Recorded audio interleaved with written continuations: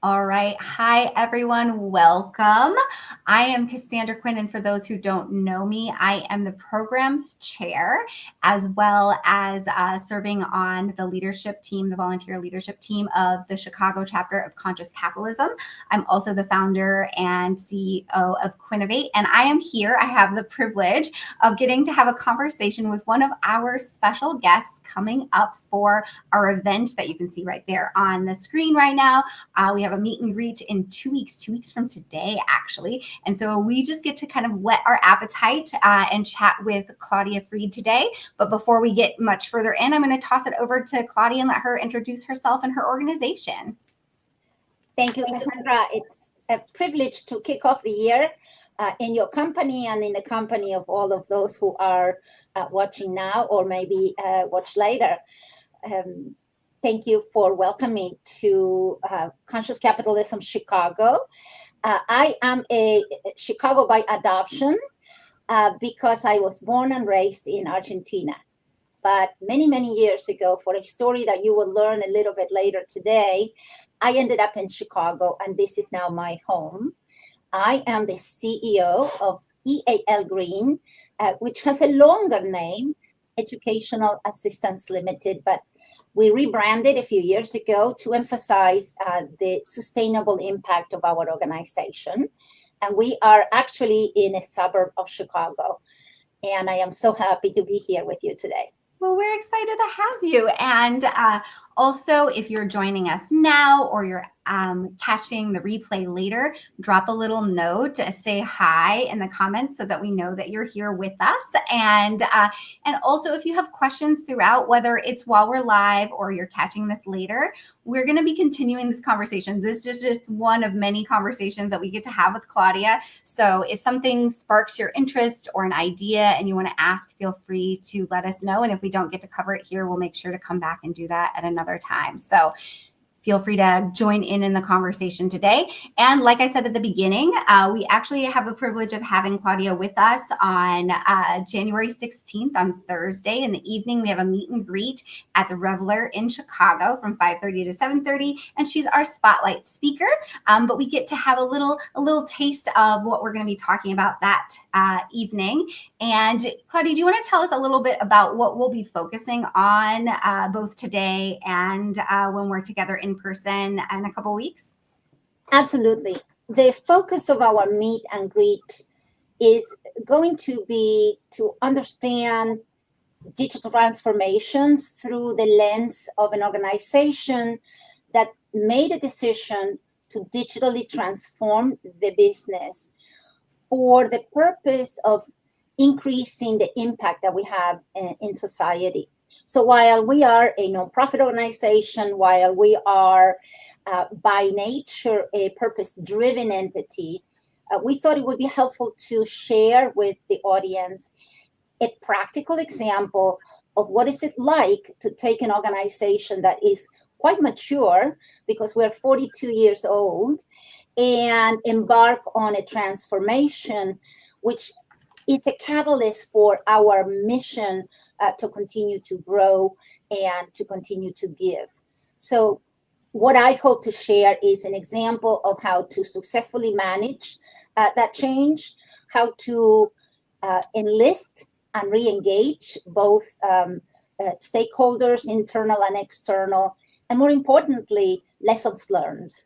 Yeah, I love it. And something that I was doing while you were sharing that was grabbing up our registration link too for the event next week. And so if you are local to Chicago and you would like to join us in person, there should be a registration link in the comments. I will double check when we wrap up our live to make sure it's there. If it's not there, it's super easy to go to our website, and be able to find our registration link there too. But for our website, it's just, I have it right here.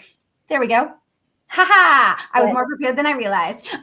So you can go there and be able to find our event page and be able to sign up to join us. So without further ado, let's jump into our conversation. So one of the things that really delighted me when I had the privilege of starting to get to know you as we were prepping for our event is that you're actually the first scholarship recipient of EAL, and now you're the CEO, and now you're embodying conscious capitalism principles of higher purpose. How was your personal journey influenced by the way you're revolutionizing nonprofit stability through this business innovation? To understand the impact of what it's like to now be the CEO of a wonderful nonprofit organization, we have to go back a little bit in time to this concept that I received the first scholarship. So if we're talking about the business model, we have to start at the beginning a little bit. And the beginning in my journey is that I do come from a family of educators. So for us, education, access to education, having the opportunity to have an education has always been very key to my core values and that of my family. So personally, the concept of now being able to embark on my life journey based on an opportunity with education has been very meaningful. But why EAL and why a scholarship? Well, in 1982, two entrepreneurs came up with an idea that was revolutionary then, and it continues to be quite innovative today, many, many decades later.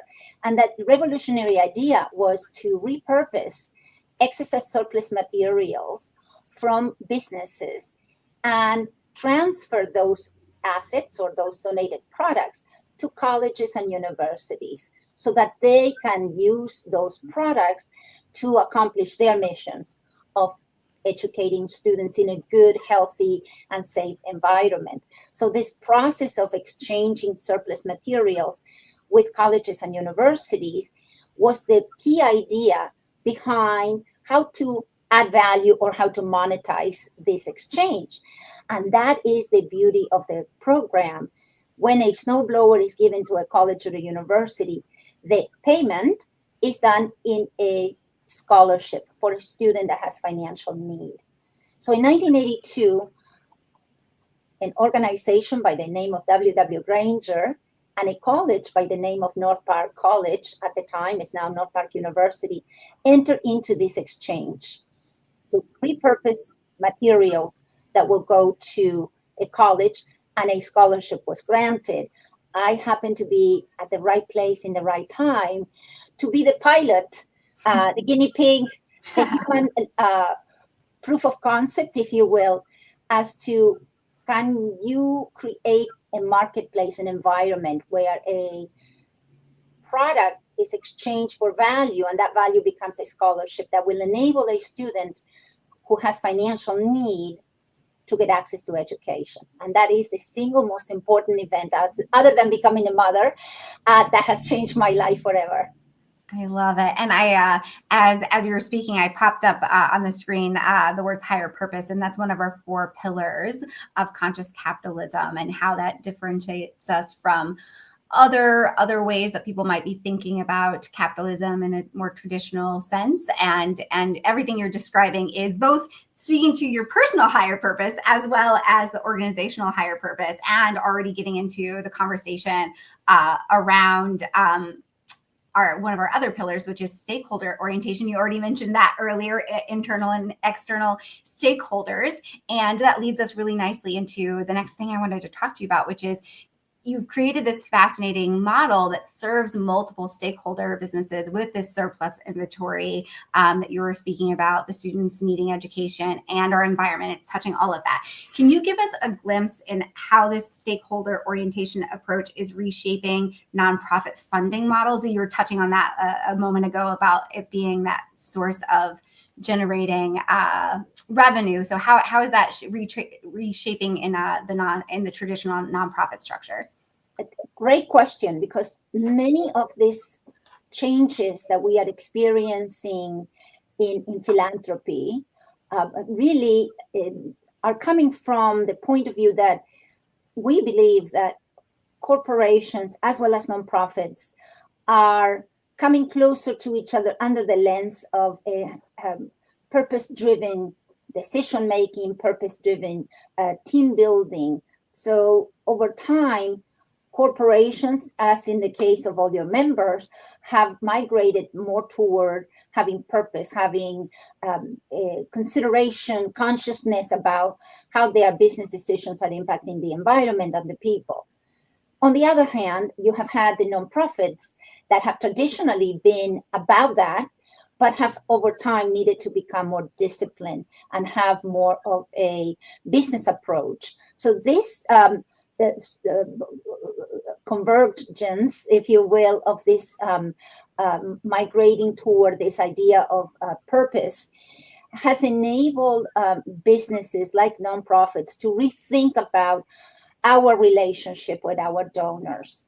And one way that we visually think about that at EAL is that we went from asking for donations to shaking the hands with partners. So one of the important things that we have done is to really position our business through digital transformation to be a supply chain partner to donors. Yes, we are a charity. Yes, they will earn a tax donation receipt, but it's really providing a service and a solution free to them, because we don't charge for our services, to enable them to find a better home for the surplus materials. So one particular change that we have noticed and that we are an example of is becoming a partner to the corporate donors. The second change, we have demonstrated that if you are able to have a self-funding model for your business, in our case, nonprofits traditionally depend on donations, grants, membership fees. We do not have that. When the model was created, it was truly based on a commercial need to find a better home for surplus materials. And it was over time that we then said, not only is it commercially viable because it is generating scholarships, but it's also impacting the environment by either delaying that product ending up on landfill or altogether avoiding it.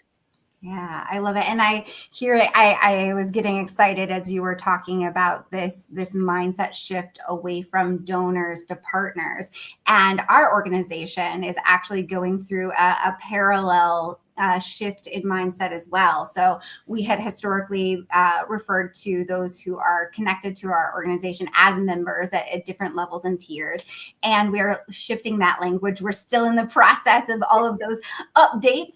So you might find member language here and there, but really shifting our language to partner as well, because we really, because Chicago Conscious Capitalism is not just an organization, but a movement that we are ideally inspiring more and more people to join and shift how we are consciously doing business, that we want to be partnering with business and individuals in the same way. So that delights me. And that also reminds me that if someone is not able to join us for our event, that there's still opportunities for future events as well as becoming a partner. Though I do think our partnership page may still have some membership language, like I said, but you can go to our website here and find out more information about the different level of membership or partnership levels.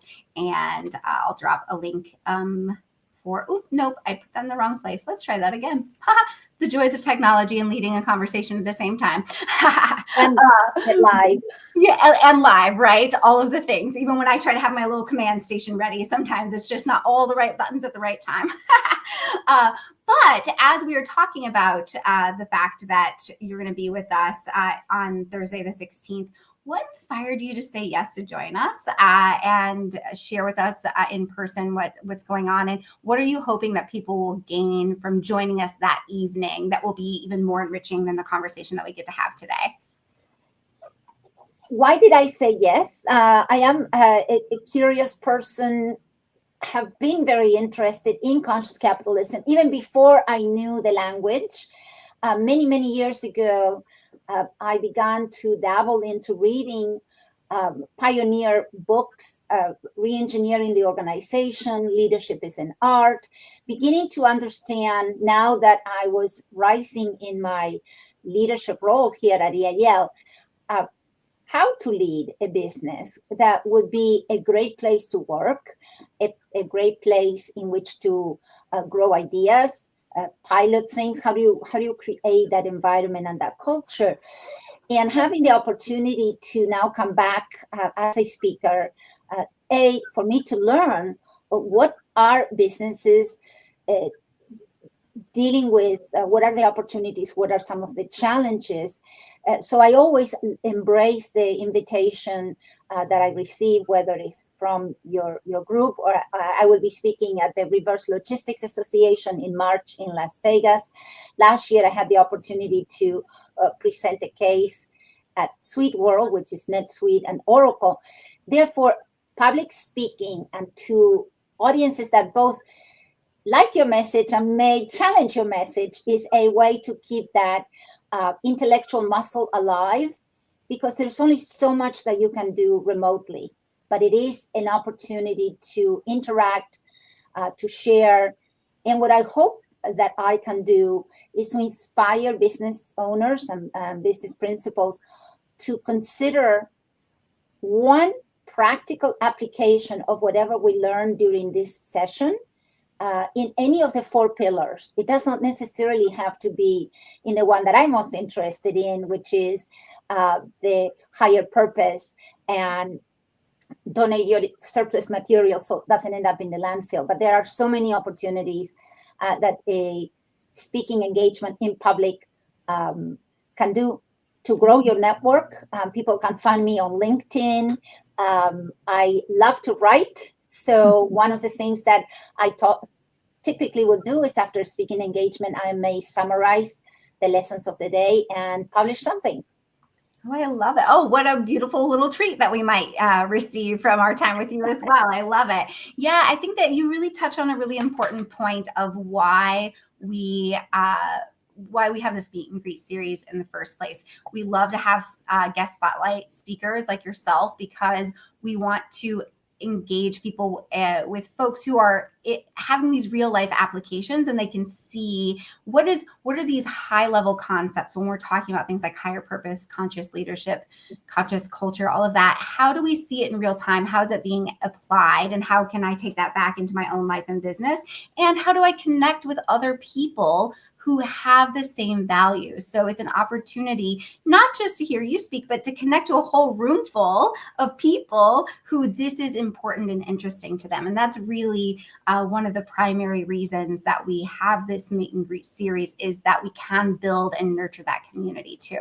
So I know that one of the things that we got excited about and asked you to share a bit about is that digital transformation that you had to guide your organization through. And I know that conscious leadership often requires making bold decisions.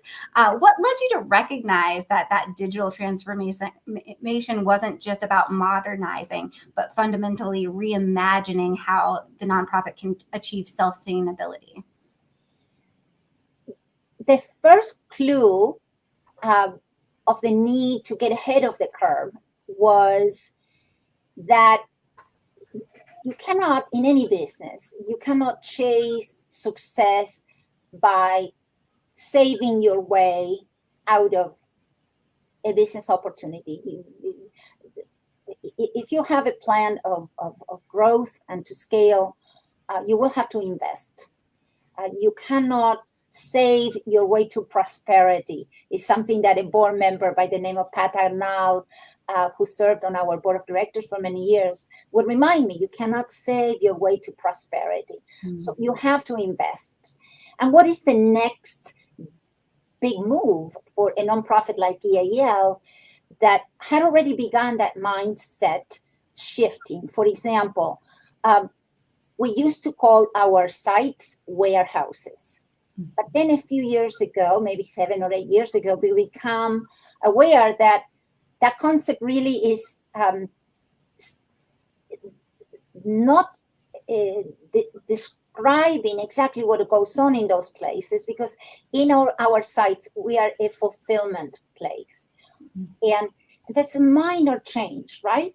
But it enabled everyone that works in that building or in those buildings to really think about their functions, that this is not a place where we store things and let them go die. Because if that item that was donated doesn't end up on a college campus, it will never become a scholarship. So one small change began the journey of, well, what do best-in-class operations today do to run fulfillment centers? They don't necessarily go and hire or rent more space. They optimize what they have. And once you can optimize, you can automate. So what are the steps that you take to get to that place? Well, it's very difficult to do that when you are coming with 5 different legacy systems, some of which are still on pencil and paper. And the right hand has a very difficult time knowing what the left hand is doing. So for us, and we were very fortunate, again, in our ability to foresee an opportunity, because we did this before the pandemic. So when we were in the process of beginning to decide to go under one umbrella ERP system to drive our business, the decision was to really begin to look at this as a step where once you embark on that, it's very difficult to say, oh, it didn't work. You have to have commitment from the top to everyone in the organization. What may change may be the speed at which you do it, which means money. What may change may be the scope, which means not everything at the same time.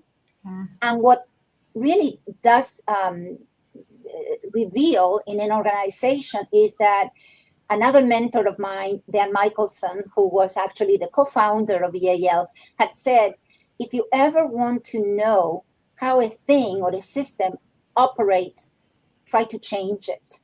And when you start making a change, you will see the teams may say, it cannot be done. We have never done it that way. So you have to learn how to overcome the cultural, let's say, aversion to change. Absolutely. And I think the reason I'm just smiling and nodding along is that, like, it's just flows so nicely into the questions that I wanted to ask you. I promise y'all, we didn't rehearse this. It just is flowing so naturally, but that leads us right into conscious culture, which is what else I wanted to chat with you about. So you've cultivated what Conscious Capitalism calls conscious culture, where every team member has become an innovator. And I remember when we had our private conversation, you had shared with me that you internally refer to them as your super users. So how can you share how this culture shift has enabled EALgreen to scale? Technology, in our case, our ERP plan, has all the components of a typical digital transformation, which is you assess what your business needs are, you determine how to create more value. But what it did for us when we established this platform, it increased both visibility, transparency, and it empowered our employees to do 2 things: to be troubleshooters. I think it was at a Conscious Capitalism meeting many years ago. Someone came and gave an example of one of the biggest improvements that they had done in their operation had come from a recent hire that was perceived to be a junior person. And I remember that they made a distinction between a junior person and a more senior person. What I have found at EAL is that we are a very flat organization in the sense that we are only 12 employees by design, because we want to keep our overhead as low as possible. And what I found is that now with digital technology, this conscious culture at EAL enables our users of the ERP system to spot a problem, to make a suggestion on how to use technology to solve problems. And it is symbiotic in a way. The more technology you throw at the system, those who are able to get excited about it, will they tell you that their jobs are easier? Not immediately. In fact, the first reaction is, I used to do the same thing with 2 steps. Now I have 4 steps. However, the underlying value, I think that it's intrinsic in this transformation, is that there is a reason why it's called transformation. The reason is that it does challenge you to learn new skills and to develop and give rise to certain aspects of perhaps their personality that the old system did not enable to surface. So for us, this consciousness is like, it's a lot more intentional now. Yeah. And so for our team, the concept of everybody now knows what is happening in the organization. It's no longer, well, finance does one thing and operations does another. For us, it's been empowering in that regard, and we see the enthusiasm, if you will, of our team members, seeing that technology is helping us get a very clear picture of where we are going, because that is part of what leadership is in art. One of the key points of that wonderful little book, if you have not read it yet, it's the story of the founder of Herman Miller. And one of the key elements of being a CEO is the responsibility to define reality. So defining reality through technology allows you to see where are your gaps. It allows you to optimize opportunities. And therefore, that's the vehicle now that we're using to roll out this particular change in this point in our history. Yes, I think that like one of the things that has excited me as I've gotten to know you and your organization is that I think that when people think about conscious capitalism, it usually conjures up the ideas of like for-profit business structures. And I think that there's more of a mental gap to how this could be applicable to nonprofit world. But I immediately, because I straddled a nonprofit and for-profit world for a long time in my previous career. And so I understood how important applying those business principles are to a successful nonprofit, and how applying that higher purpose to business changes everything too, right?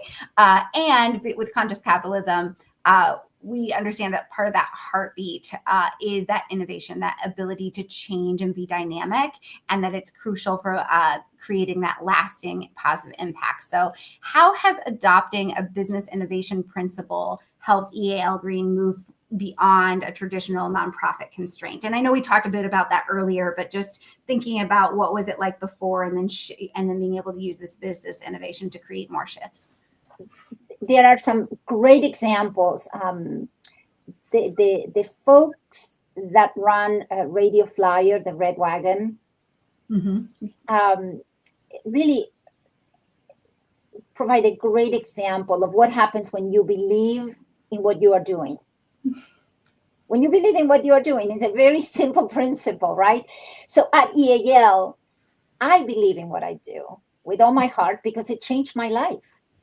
And therefore, that scholarship was given to me as a pilot concept to see where it led this person. Had a very positive ripple effect to creating good for thousands of students. We have granted over 25,000 scholarships and helped companies move millions of dollars in product that would have gone to the landfill. So when you believe in what you are doing, when in addition to that, perhaps have a personal connection to how that product or that service transform your own life, is really a non-negotiable. You don't compete with other things. You know what you are doing has value. You know that your effort is recognized. There is an element, absolutely, that is different. Nonprofit leaders, unfortunately, have a different type of compensation, for example, than if you were doing this in the for-profit sector. And that remains one of the challenges in the nonprofit world, which is this parity and this equity that for some reason has been embedded in culture, that because you work in the nonprofit, you must have reduced value, or you must not have been able to make it in the for-profit sector. There's nothing further from the truth.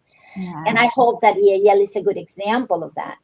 And we look to highlight the value of what we do every step of the way. Technology is one of those competitive advantages because we were able to invest in the company. We made everyone in the team feel part of that. And we sat a course, and it's been a little bit more difficult. I think you can see some gray hairs around here. But overall, it's created the opportunity for the organization to face the next 10 to 15 years. Without that, I think that the horizon would have been much shorter. Yeah, and I think that unfortunately ends up being the fate of a lot of nonprofits who aren't able to embrace that innovation and that evolution that can be really beneficial from that like business innovation mindset. And I think that I really am glad that you touched on some of the misconceptions about the value that nonprofit leaders bring into, a for-profit sector or a private sector. I think that there's often some of these, how do I say, perceived ideas about nonprofit and for-profit worlds being in conflict or in terms of value. And really, as I think hopefully this conversation demonstrates, is that it really is about everyone being in alignment of values and purpose and consciousness, regardless of business entity. And that's really where the success lies, regardless of whether you're for-profit or nonprofit. So those are the kind of the key principles, regardless of where you land on that. Right, because when we think about our own lives, and we think about the ways that we can live a life where we have internal peace, if you will, with regards to have we done everything we can within the responsibilities that we are given. And when you are a leader, you must have that sense. You cannot be a leader only on the basis of being the smartest or being the most educated or being whatever your leadership attribute allowed you to get there. In fact, Jack Ma gives a great interview at the Economic World Forum a few years ago where he talks about his own journey. And he highlights the idea that when we are rising in our careers, if you really want to make an impact, yes, of course, look for a company or an organization that does a product or a service that you admire or that you like, and you probably will have a great career. But to excel in your career, to really bring out everything that you have as a human, find a good person or a good leader to work for. A company that is led with some of the principles of conscious capitalism will more often than not have a number of key elements. When making decisions, there will be a need to always take the high road. Mm-hmm. And as you negotiate contracts, as you implement technology solutions, as you put artificial intelligence within your organization, that idea of taking the high road, having a code of ethics, both personally and as an organization, is extremely relevant. Yeah. And for the stakeholders, nothing disappoints more than when your role model really isn't what the media or whatever is trying to make you be. You have to be authentic, and that will signal a good formula for plowing through innovation and or dealing with the crisis that many businesses face in their lifetime. Yeah, and I think that that reminds me too of as we were talking about nothing disappoints the stakeholders more when you don't have that authentic leadership in place, and thinking about stakeholder orientation being one of our core principles, and how, as we continue to live out these values and embody them, we attract more and more people and partners into our world. I know that both for Conscious Capitalism and for EAL, partnerships are really important. And I imagine that there are other people in the world who are just now learning about EAL that would be probably benefit from what you do in the world. If somebody has curiosity, like tell us a little bit about like if somebody has a curiosity about becoming a partner organization with surplus inventory, what does that look like? Well,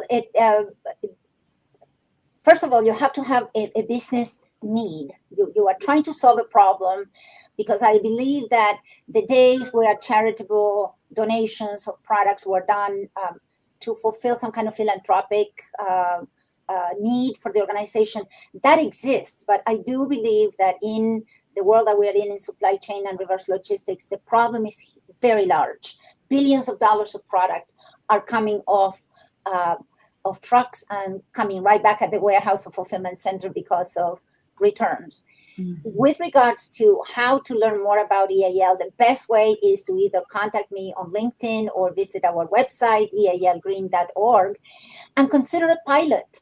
If you are a multinational and you have perhaps a redistribution of your footprint, perhaps you're closing some fulfillment centers and opening another, or you are opening up a master super branch somewhere, you will probably find that you have product that you don't want to move to the new facility. So what do? There are a lot of practical ways in which they can contact EAL. We will work out the transportation. We will give an address, and when the product is received, they will get a tax donation receipt. More importantly, they unclog that piece of equipment from their supply chain and can continue to focus on the things that they do best. That is the simplest way. Amazing. Thank you for indulging me and sharing a little bit about that. I know that we have been chatting for a while. Thank you for being so generous with your time today. I'm excited to be with you in person in a couple of weeks. For those who might be catching the replay or are live with us right now, there is time to still sign up to join us at the Reveler here in Chicago for that in-person meet and greet January 16th from 5:30 to 7:30. And if you cannot join us for that, keep an eye out, because we have another little special virtual session in the works with Claudia, as well as we have some other events coming up. So definitely please check out our website and see all of the upcoming events, as well as information about how to become a partner of Conscious Capitalism. Thank you so much again for being here with us, Claudia. This has been such a privilege. My pleasure. We'll see you on the 16th, and if not, sooner. Thanks, everybody.